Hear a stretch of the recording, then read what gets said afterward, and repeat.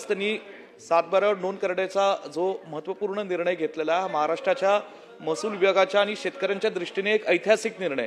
परंतु अध्यक्ष महोदय, मला एक मंत्री महोदयांना नम्रपणे विनंती करायची आहे की दिनांक 22 मे 2025 रोजी हा राज्य शासनाचा GR आपण जारी केला, म्हणजे ह्या महिन्यामध्ये एक वर्ष पूर्ण होईल। अध्यक्ष महोदय, पण जर आपण प्रांत कार्यालय, तहसील कार्यालय किंवा मोजणी अधिकाऱ्यांकडून माहिती घेतली तर अजून जवळजवळ 10 ते 20% सुद्धा या नोंदी झालेल्या नाहीत वर्षभरात।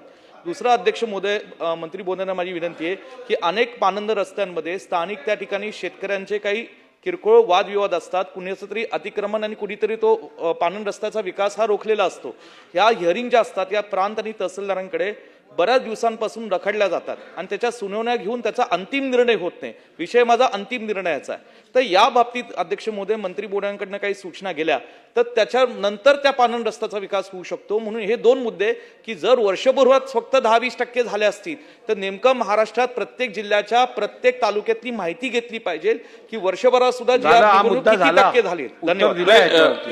याच्यामध्ये दोनच गोष्टी आहे की 22/5/2025 आपण कॅबिनेटमध्ये निर्णय घेतला, पण खरा त्या ठिकाणी सुरुवात झाली ही 5/9/2025 आपल्या विधानसभा सदस्य समिती, त्यांचे अधिकार, SOP सारा एकदम त्या ठिकाणी सुटसुटीत करून देण्याकरता।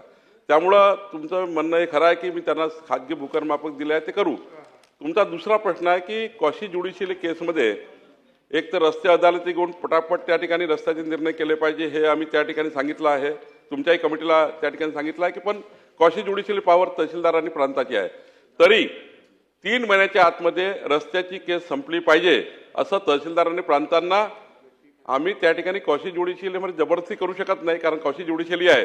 तरी मात्र रस्त्याच्या केसेस 3 महिन्यात संपल्या पाहिजे असे निर्देश शासनाकडून देण्यात येतील।